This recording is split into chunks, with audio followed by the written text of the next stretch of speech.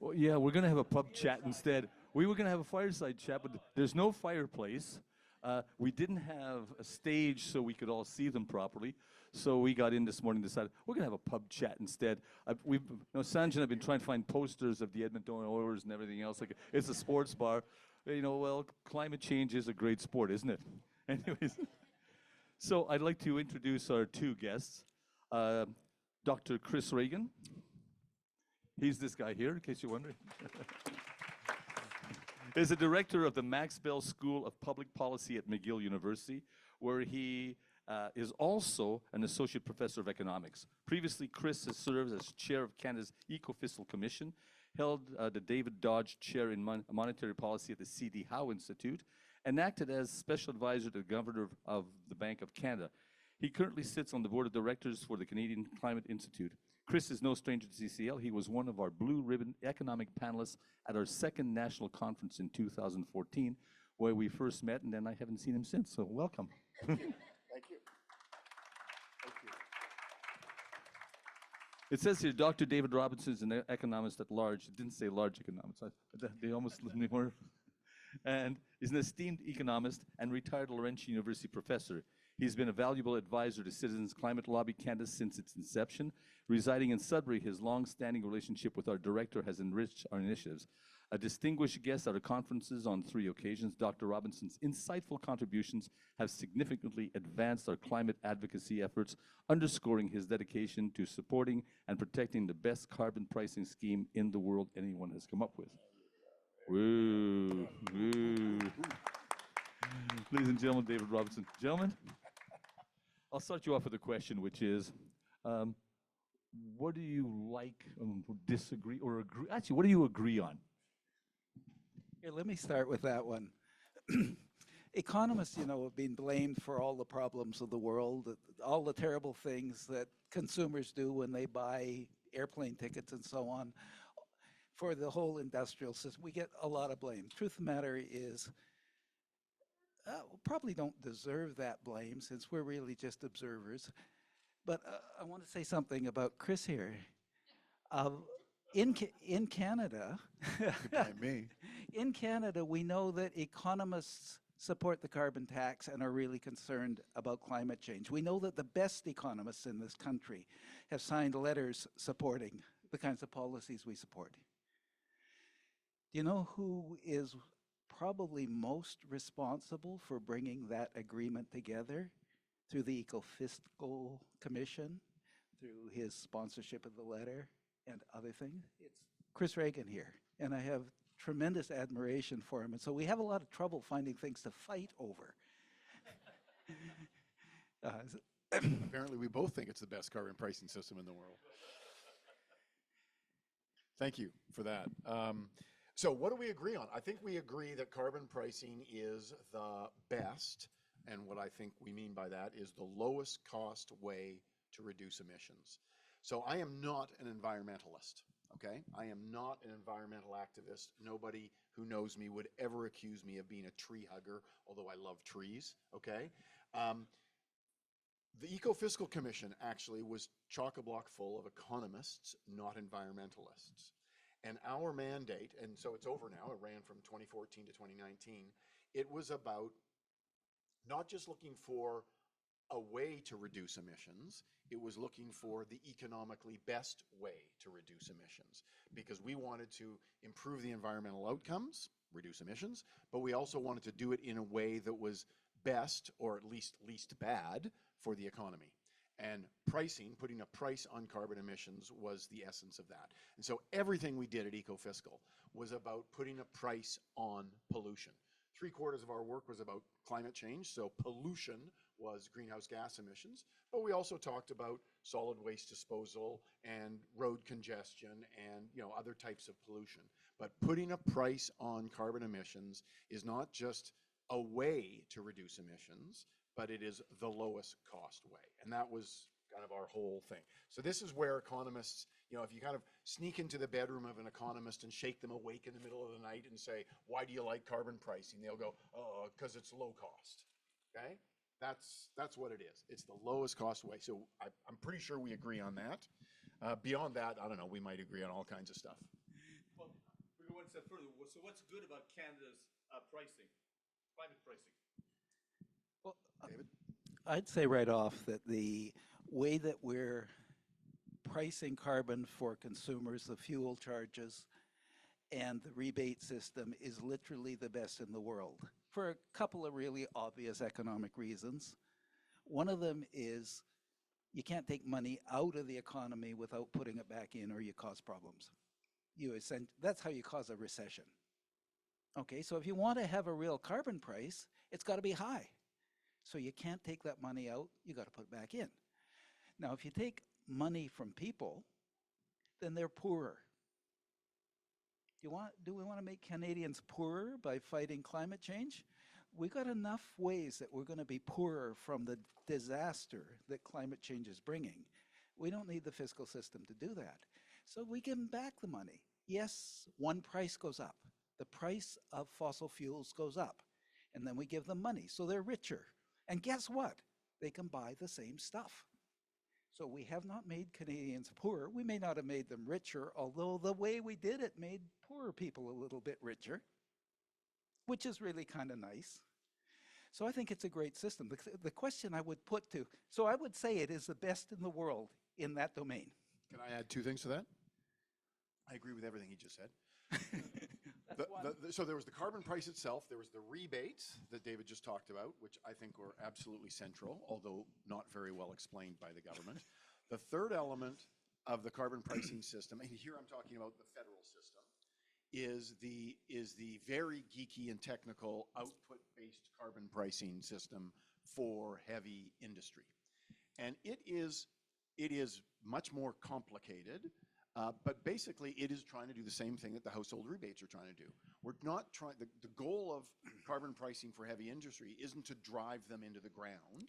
It's not trying to reduce emissions by driving them, out of business. It's trying to reduce emissions by getting them to change the way they produce their steel, or the way they produce their lumber, or the way they produce their cement, or the way they produce whatever they're producing. And so what we do is we say, you're going to have to pay a carbon price on all the fuel that you use, for example, but we're also going to give you think about this as a cash subsidy, kind of like the rebate, based on how much wood you produce, or how much cement you produce, or how much steel you produce. And because the goal here is we don't want you to go out of business. We don't want you to just lose business to some firm across the US border, okay? So that output-based pricing system, and you can ask questions about that if you want, but that third element, I think, is good. And the fourth thing I would say is good about the Canadian system is that when the federal government introduced this policy, their starting point was, we want carbon pricing to happen everywhere, and we want the provinces to do it first. We want provinces to do their own carbon pricing.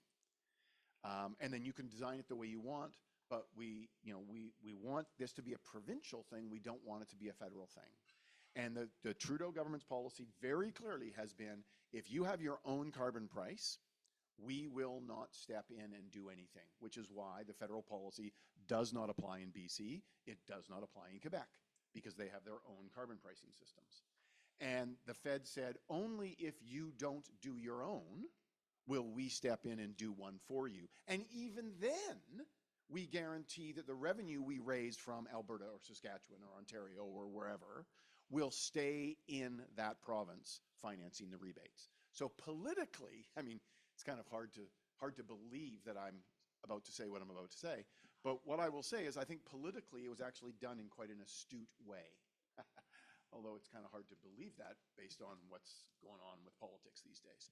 But I actually think that if it had not done, if revenue had been raised from a carbon price in Alberta and that revenue had shown up in Ontario, that would have looked a lot like the National Energy Program in 1980, which made Pierre Trudeau a very unpopular person in my home province of Alberta.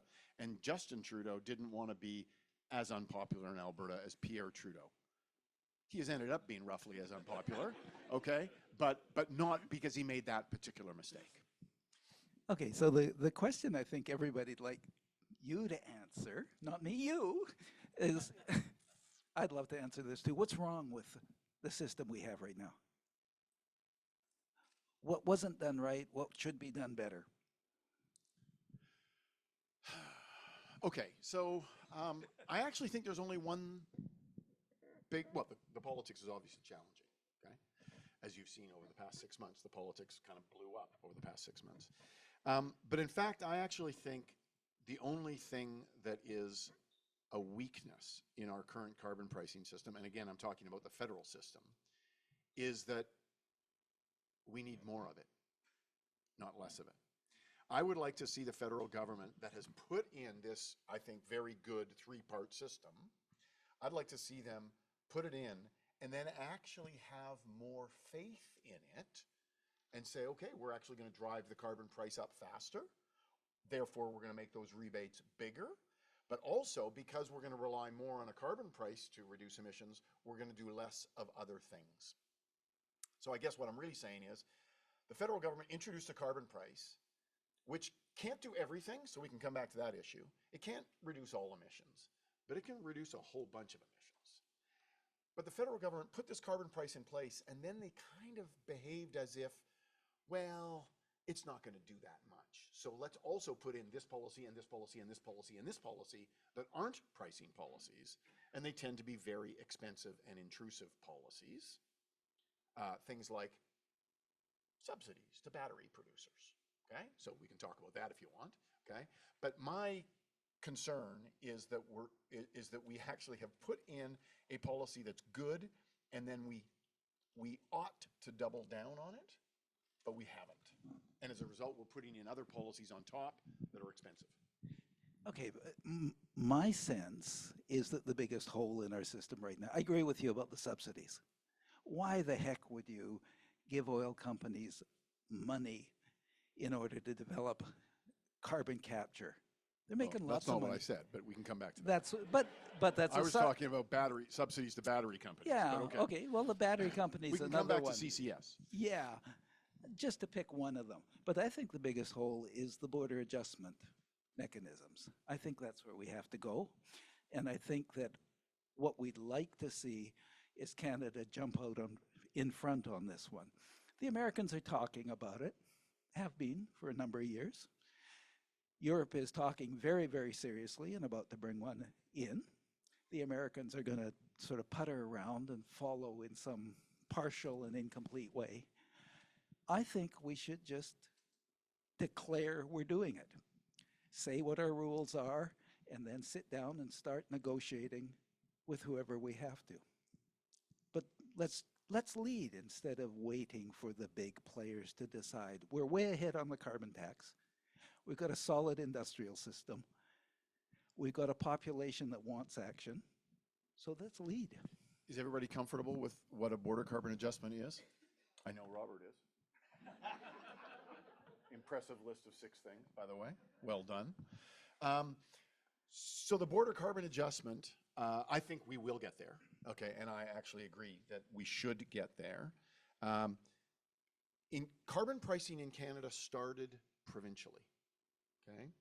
And provinces can't impose tariffs at the border, but the federal government can. And a border carbon adjustment is nothing other than a tariff based on carbon content. So, you know, Quebec, when they introduced their cap and trade system, they couldn't have introduced that. And so they have something like output-based pricing. When Ontario was developing its cap and trade system that was going to link to Quebec's, they couldn't use tariffs. So they were, you know, they designed an OBPS. And so the feds started with that.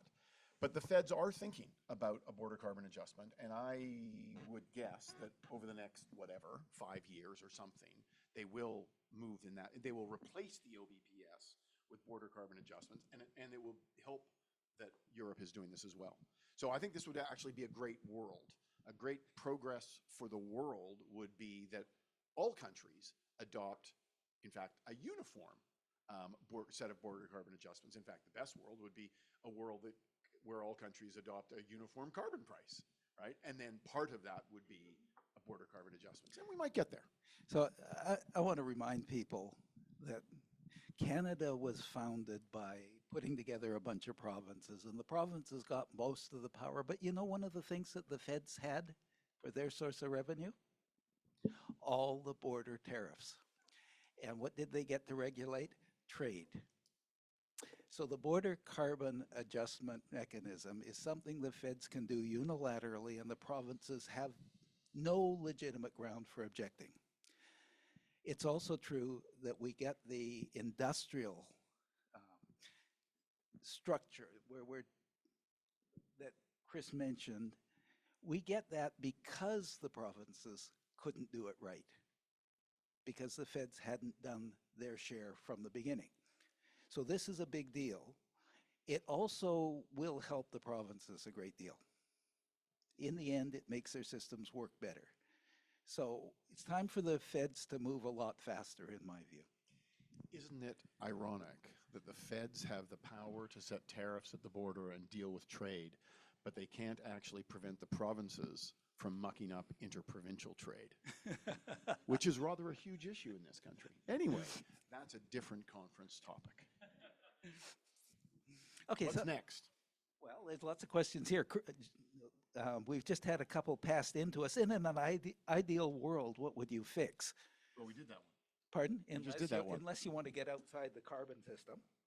Well, we'd deal with interprovincial non-free trade. No, but we dealt with that one. I have a note here that says I'm not supposed to wander around like this because the people who are watching through that camera don't see me. Okay, well, hold on. But how about this one? It is related to this one. So after we talked about fixing it, so you said move to border carbon adjustments, and I've said increase the tax and rely more on it, carbon tax.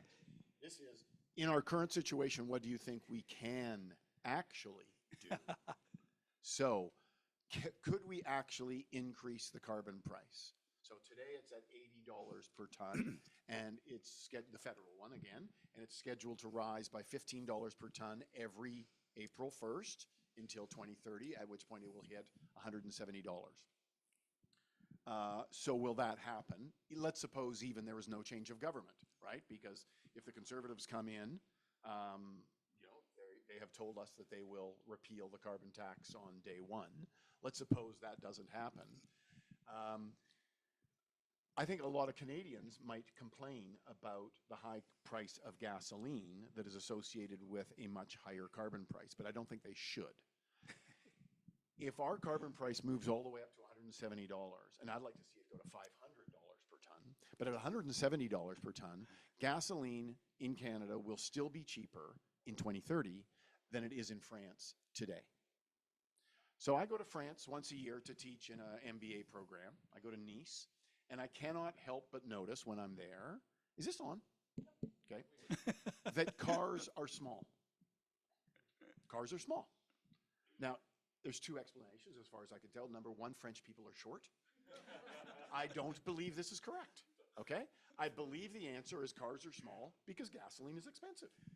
And over time, they just adjust to, expensive gasoline. So if you could have a choice between a world where there's expensive gasoline, but big rebates and low emissions, or cheap gasoline, zero rebates, and lots of emissions, well, choice for me is obvious. I'll take the high-price gasoline world where we end up having smaller cars and maybe electric cars, and we have larger rebates, and we have fewer emissions. Why is that not a better world?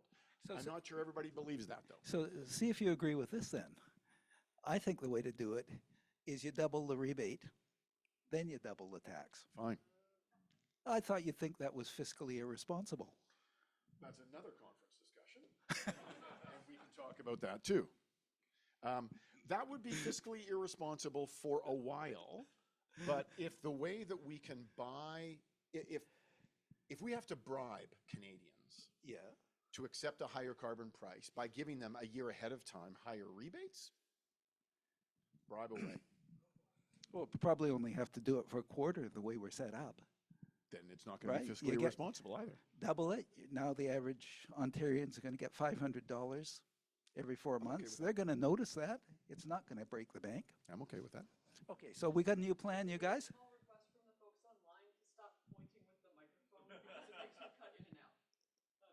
Okie dokie. Oh, you point. Okie dokie. And I wander around. Right, no more pointing. Thank you. We're really sorry. We're really sorry. David, you were about to say something. You were about to say something. You had another idea. Well, I have lots of ideas. I wonder what it was. Look, I think the thing that we get to when we start to talk about bribing Canadians is what the heck the Canadians really want. And I think that the government brought in a terrific system, but Canadians were not consulted. I think we've got a conservative government out there that is or conservative would-be government that is simply lying, publicly lying, and I think it's disgusting and cowardly and so on, but that's not the point. The point I'd like to ask is, how do you get Canadians genuinely involved in deciding on our carbon policy? And there are big questions that were arbitrarily decided in an incredibly bureaucratic way. For instance, and here's one of my favorites, the rebate is given more or less equally it seems. The logic behind the rebate is that we all own the air, right? If you're going to dump pollution into it, then you pay for that. It's a dumping fee. I think that makes lots of sense. So if it's a dumping fee and everybody owns it, then Robert here owns a share. Does Robert get the $500 I was talking about? Yeah. Well, let me ask. Let me ask. He gets a lot less. He gets a lot less. But you have a smaller carbon footprint, so that's okay. Yeah, but here's the thing that I think is a big ethical question. Robert's got 60, 70 years ahead of him, and I've got 10. Shouldn't he get 6 times as much? Because he's going to suffer 6 times as much from every single carbon molecule that goes into the atmosphere. He will get 6 times as much because he's going to live 60 years longer. Pardon? He is going to get more. No, he's going going to get that from the emissions next year and the year after and the year after. But this is a cumulative problem, right? Shouldn't. He's renting, think of it, he's renting out his air for 60 years. I'm renting out my air for 10 years. Okay, well, what's my share? Now, I think that's a really interesting question, but I think, sorry, I'm wandering around again. I want to wander down there and be very, very social. It's, after all, a pub session, and I'd go from table to table. But you're not allowed to take your drink from table to table. In Canada? I grew up in Edmonton, and you were not allowed to take your beer from table to table. Maybe you can now. But back in the old bad days, no. Stay at your table. Stay at your table, David. So what I'd like to suggest is we need a people's commission, a people's, what's the word I want here? Assembly, a citizens' assembly that is selected randomly, so it is genuinely representative. Our House of Lawyers, that's what it is, right? There's more lawyers in Parliament than anything else. Is that not true? Is that a representative organization? Not. So it doesn't represent people's opinions at all. It's also subject to a great deal of lobbying, a great deal of money spent on changing those opinions. You'd like, in fact, to get, say, 100 people who were not subject to the lobbyists as part of their professional job, right? You don't want the lobbyists at them. And the third thing about it, I mean, Parliament's a wonderful institution, but it's also where we carry on this warfare between the groups that want to be in charge. That is, most of what you see in Parliament, a lot of it. For all that we love and respect the people who do this job for us, right? They're in a war zone. That's not where you think. That's not a great place to think. A parliament is a place where you talk, and a people's assembly, a citizens' assembly that's truly representative is a parliament. Just like a jury is a parliament selected from the population randomly to make the decisions for us. Well, I think that's where we want to know how we improve the system. Whether Robert should really get 6 times as much as me is a real question. It's an ethical question. It's a principled question. It's a question about what the level should be. And I think that population would go with Chris. Double the doggone tax right away, and then boost it faster after that. Okay, Jerry's got a question for us. And we are economists, right? So we're supposed to be talking about economics, not about the political structure. And we're expertise as a politician. And Okay. you all think that economists are conservative and part of the problem, big part of the problem, right? Well, we must be part of some problem. I was going to move it on to output-based climate pricing. We've talked about output-based carbon pricing. Yep. Sure. Yeah, I'll repeat it after you say it. Since you got into the question, sorry, I'm going a little bit outside of the carbon taxing question here, but you were talking about Robert, and we know that another way that the interests of youth and future generations are discounted in our current system is through discount rate and the social cost accounting of carbon. And I'm just curious, as you know, within the whole ecofiscal perspective, is this not something we should be looking at as a way to really take decisions better politically? Yeah, Chris, why did you let that happen? Yeah, right. You're going to blame me for that. I'm going to try. So did everybody actually hear that question? Oh. So the question, I think, is how do we pay more attention to future generations? Well, the That was question. a paraphrase. Is that okay? Let's put it a little bit more tightly. Economists have, like accountants, used a discount rate, and in accounting for the future effects, which we use a fairly high discount rate, which basically means that nobody born after 2040 counts. Okay, and your life after 24, disagree Robert, with this. none of your life counts after 2040. He disagrees because this is a big argument in the discipline, actually. So I think you can get yourself tied up in intellectual knots about social discount rates, okay? And that feeds into a whole bunch of stuff in climate debate, including what should be the targets, okay? At Ecofiscal, none of us were climate scientists. And so our position was that we never, ever passed judgment on a government's targets. We never said these targets are too high or too low, or they're not good enough, they're not fast enough. We never said that. We just said, you've got a target, now let's tell you how you might achieve that, and here are different ways you could achieve that target, and here are the different economic costs of achieving a particular environmental target, right? Because Ecofiscal was all at the intersection of the economy and the environment. And I'm inclined to not get into the debates about what is the appropriate social discount rate for what weight do we put on future generations. I do care about future generations. I became a grandfather 2 years ago, and I'm about to become a grandfather again, if you know what I mean, in a few months. And, I care about the future. I care about my grandkids. I care about my kids. But I think you just get yourself tied up in knots about how does that affect policy? Well, in my view, the policy imperative is to say, we need to reduce emissions.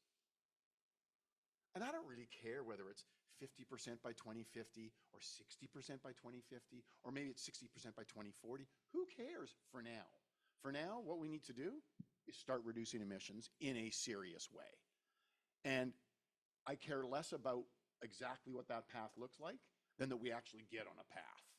And then you say, how do we do it? How do we do it? Do we do it in a very high-cost way, or do we do it in a low-cost way? Hopefully we do it in a low-cost way. So that's the way I sidestep that issue. He sidesteps it very gracefully. I think, Chris, that's well done. Are we going to have fights? But I'd like to suggest that one of the reasons, I mean, he's right. How do you count all the effects in the future? It seems to me that's where a citizens' assembly that had the appropriate number of young people like Robert on it, because of course they represent a fraction of the population, and parents and grandparents on it. Now, I know there are parents and grandparents in Parliament, but they're not there as parents and grandparents first. They're there as representatives of local communities and liberal parties or conservative parties. I think a citizens' assembly would do that much better. It would do the discounting more appropriately than Parliament can in the current set. And it sidesteps the question of what percentages you're using, because it lets people actually see what they care about, which is what Chris says the Ecofiscal Commission left the government to do. We'll tell you the right way. You figure out where you want to go. Not the right way, the low-cost way. May I say, okay, yes. Okay, let's, sir, yeah, and then at the back. This is to do with your discussion about you'd rather see carbon border adjustments. Now, given the current output-based system is also another mechanism to Yep. deal with the same problem of leakage, Right. would the carbon border adjustment introduction allow for the transitioning into Oh, I hope so. Yeah. Yeah, so the output-based pricing system, which is the carbon pricing for the heavy industry, the large final emitters, it is one way to deal with the leakage and competitiveness issue. Border and carbon adjustments are another way, an alternative way. This, I think, would be crazy to introduce border carbon adjustments and still have output-based pricing. You have one or the other. So to me, it is, we started with OBPS because provinces had that, and because frankly, border carbon adjustments are actually fairly difficult to calculate and to work out. But I think we're working toward that. But hopefully, when we get to that point where we introduce BCAs, we will kill off OBPS. Sorry about the acronyms. Let me add a quick comment to that. One of the advantages of a border carbon adjustment mechanism is that it puts pressure on other countries to get organized, to justify the carbon content, and so on. And that is the kind of international leadership we need and this country should be doing.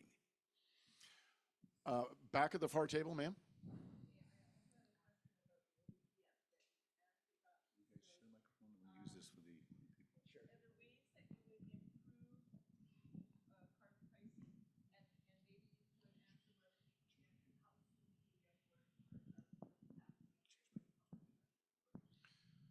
Were those two separate questions? Want to repeat the question? Yeah. Why don't you come into the mic this way? That's okay. Just shout it out one more time. Carbon pricing.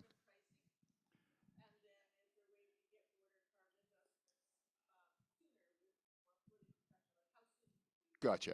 Okay. So to me, the way to improve, so how to improve carbon pricing and how quickly could we get border carbon adjustments? Right. To me, the way to improve carbon pricing is to, number one, raise the carbon price, okay, which is politically difficult, I recognize, okay, but also to increase the coverage of carbon pricing. Right now, if you take a look at the way the federal system works, or even, BC and Quebec, their own provincial systems, about between 80 and 84% of emissions within the jurisdiction, within the province or territory, are covered by the price. Ideally, you want to get that to be 100%. So you want to increase the breadth, and that is going to mean getting into farming, getting into agriculture, okay? So increase the breadth and raise the price, in my view, would be the way to improve carbon pricing. Both of those are politically challenging. But again, you kind of think about this at the high level of, do you want a world with, high expensive gasoline and expensive natural gas and large rebates and reduced emissions, or do you want the alternative? How quickly can we get border carbon adjustments? I don't know the answer to that, but my guess is we will do it faster if other countries were doing it. Europe is already started. This could be 5 years away. This also will depend on Canadian politics. I mean, I don't know. I have never heard Pierre Poilievre say much, frankly, about climate change, except axe the tax. So I don't know whether he will keep output-based pricing system. I don't know whether he thinks border carbon adjustments are a good idea. I just don't know what the conservative position is on this. Maybe David does. I don't think they have a position. Quick remark, though, border carbon adjustments mean that farmers don't compete with unfairly subsidized products from abroad. So it solves part of the political problem of putting a tax properly onto agriculture.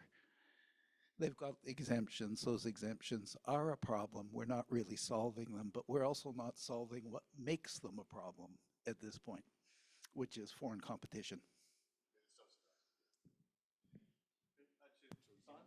Oh, sorry. I'm going to ask a question right into the mic.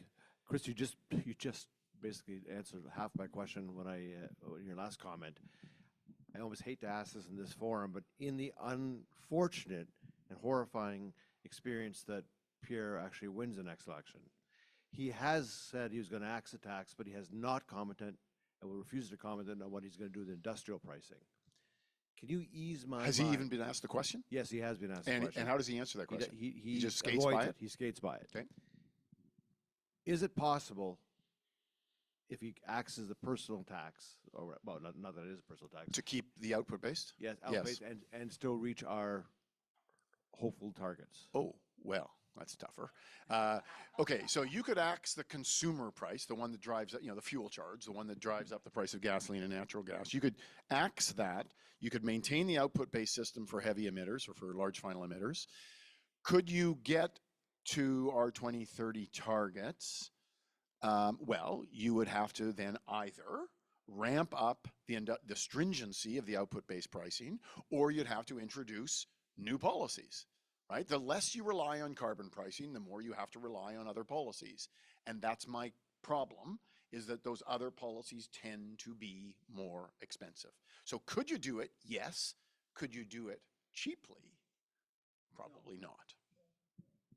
And will he do it? Whoa, that's the crystal ball gazing. I don't know how to do that. Who's next? Go ahead, Robert. People talk about how important kids' voices are, but then no one listens. This all should have happened 20 years ago, but we're running out of time. If conservatives get rid of carbon pricing, it feels like it will be gone forever. And your question is? Yeah, what do we do? Well, that's a great question. So this is my concern. So, when April 1st came along and the carbon price was scheduled to rise, of course, that became a huge political issue. And this is when we wrote the letter that 450 Canadian economists signed in favor of, not just in favor of carbon pricing, but responding to the critics of carbon pricing. And so I did a lot of media around that time for about 2 weeks. And every media, every interviewer asked me, so are you worried about the future of carbon pricing? And I'm worried about two things. So number one, I'm worried that a future government may kill carbon pricing and replace it with an inferior policy. But the bigger worry is that they'll replace it with nothing. So if they replace carbon pricing with more expensive regulations, I'd kind of go, oh, did all that work on carbon pricing and now I'm paying more than we have to. But it would be even worse if they killed carbon pricing and replaced it with nothing. And that is my biggest fear, because I think it is almost unacceptable in the political arena today to say you don't believe in climate change. I don't think Pierre Poilievre has ever said that. But I think it might be true. I don't know. I don't know. I don't know. So I could imagine a world where they come in, they axe the carbon tax, and then they say they're going to do stuff, but they don't do stuff. That's my concern. And then what do you do? Because nobody cares about my vote at that point. So what are you going to do? Robert, I think it's a wonderful question. And I think the horrifying answer comes out of the Middle Ages. We need a children's crusade. Everybody remembers the children marched from the villages because, we need a children's crusade because you are ignored. I made that point a little bit earlier. If the CCL wants to help you develop a children's crusade, I'm there with you guys. I have a question about what I perceive to be a gap. Microphone on. Get How about Robert to now? help you with that. Thank you, Robert. So I have a question about what I understand or believe is a gap in the carbon pricing system. We have a fuel charge that addresses our domestic carbon emissions. We have the output-based pricing system, which does something similar for industrial emissions. But I am also an Albertan, and I know that our oil and gas sector is exporting 80% of its fuel to other jurisdictions.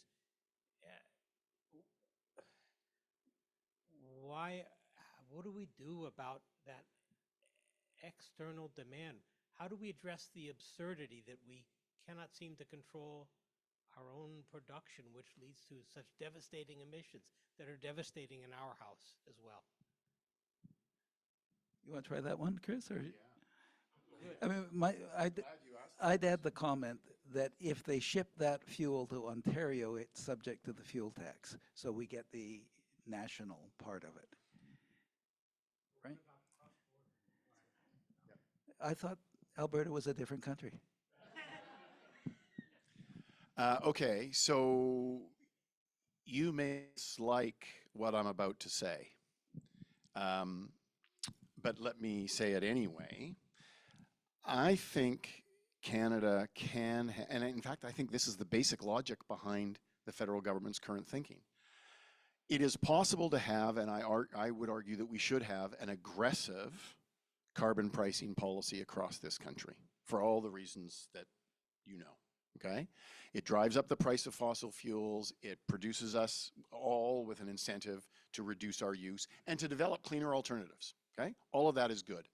And at the same time, I believe that we should not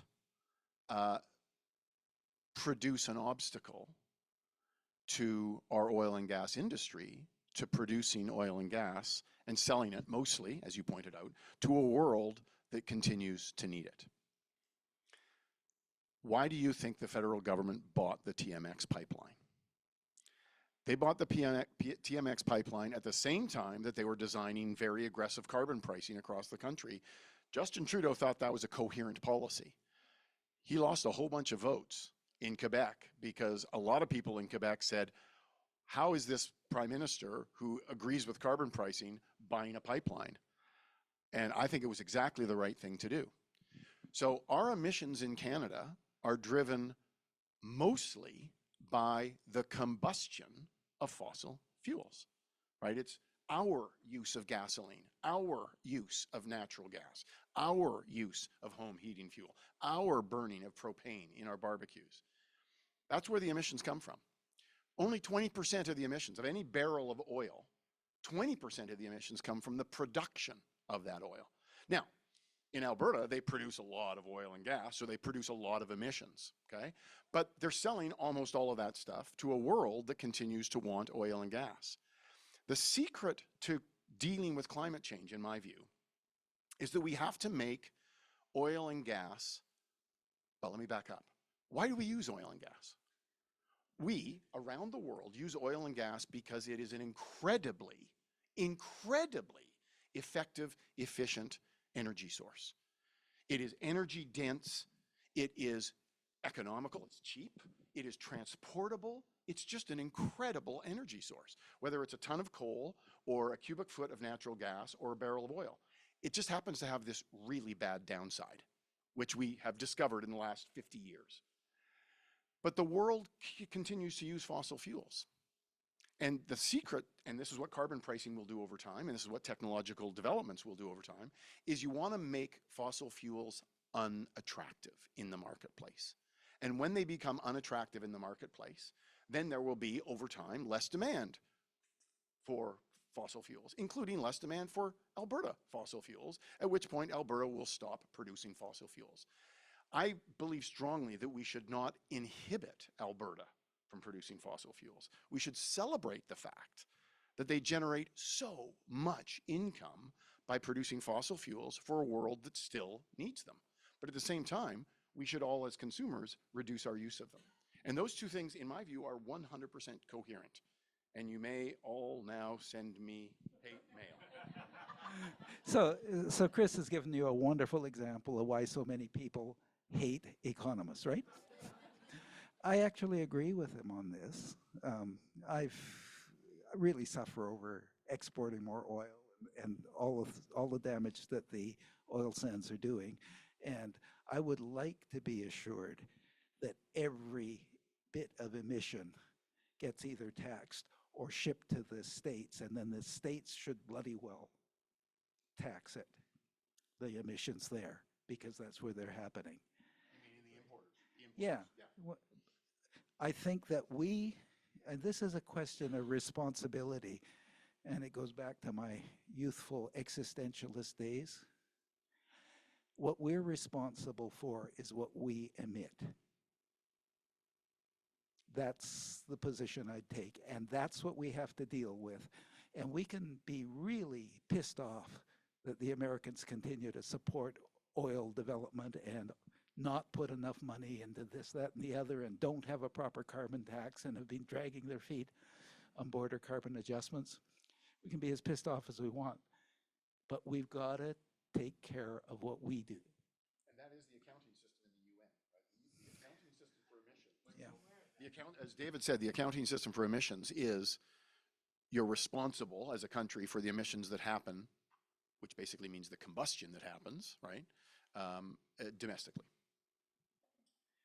So Robert had a question. Does anybody mind giving him just a moment to throw his in? Oh, okay. I thought you did have one, or a comment maybe. One of these two.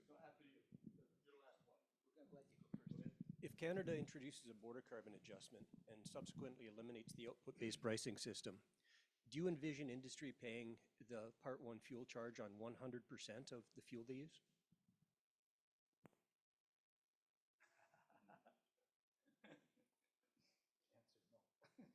Sorry. If we eliminate the output-based pricing system and we introduce an equivalent, let's say, border carbon adjustment, then do I anticipate the Canadian industry will pay what? Of? The Part 1 fuel charge on all the fuel they use. Gotcha. If we design the border carbon adjustment, okay, I think I see where your question is. That's a good question, and I don't know the answer to that. Okay? But let me just say this. The reason why, in the output-based pricing system, the reason why Canadian firms currently, remember I said that the output-based pricing system is the firms face a carbon price, but they also then get a cash subsidy based on their output. Did that make sense to you? Sort of? Okay. Okay. So firms pay a carbon price on think about it this way. Firms pay a carbon price, Suncor pays a carbon price on every, gallon of gasoline or liter of gasoline that they buy, okay? But at the same time, they get a cash subsidy from the government as a function of their output of their product, whatever it is, cement or steel or whatever, okay?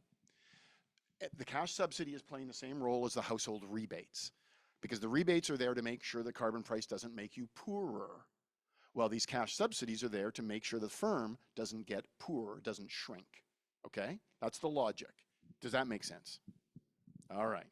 Well, if you read the federal government policy on output-based pricing, it will not sound like that. Because you squish these two things together, a carbon price on every, ton of emissions, and a cash subsidy on every ton of wood produced. You squish those two together, mathematically what it ends up being is the firm pays a carbon price on all of its emissions beyond a threshold, only beyond a threshold, where the threshold is a function of its emissions intensity. Okay? So, and there's nice equations to describe all of that, okay? But what it's doing is those two things. And so I think your question, sir, is effectively about the cash subsidy component. Like if we replace the output-based subsidy, output-based pricing system with a border carbon adjustment, would we give them some freebies? Okay?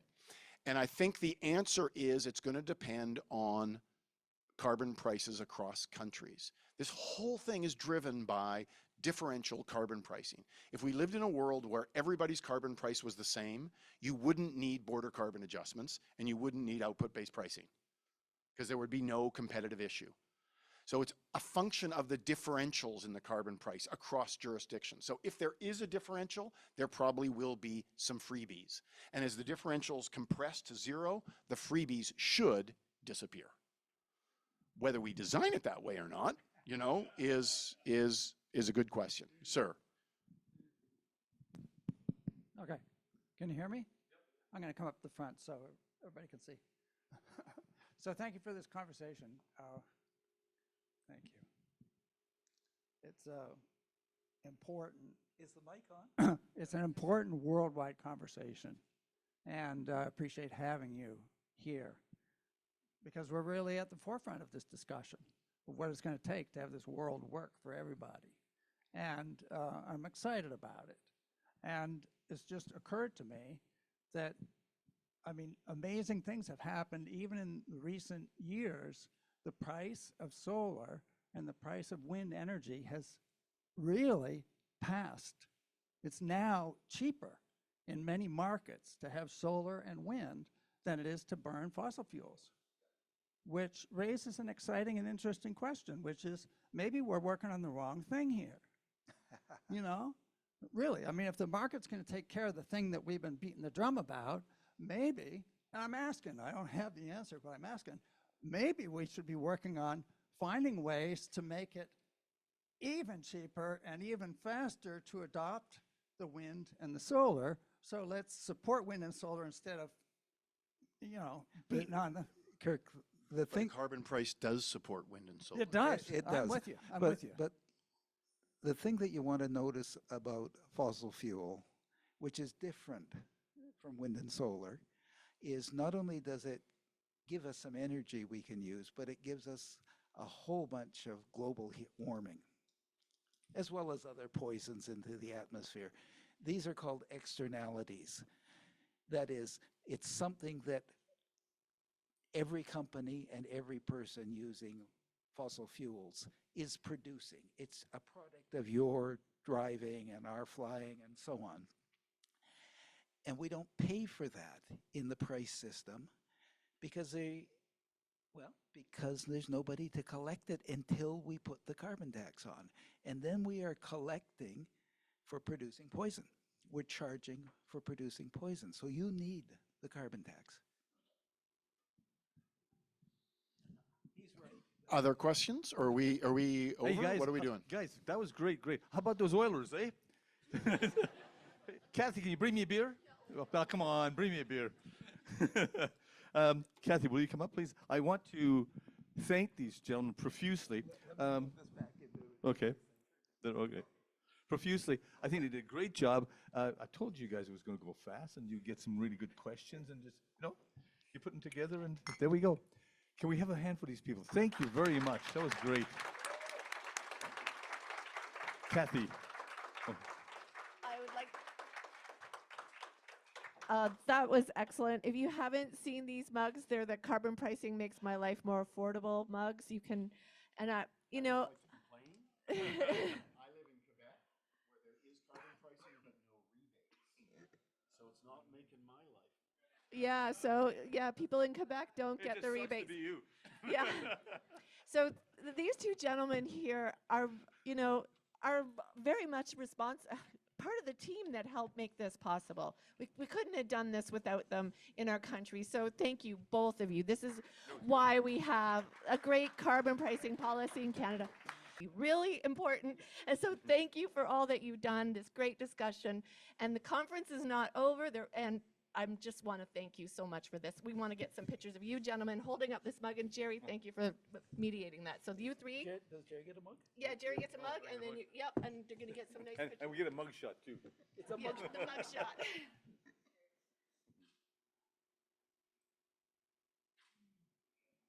Should have been a bottle of beer. It's a pub talk. Thank you very much. I was so much hoping for a beer. I know. Okay. Thank you very much.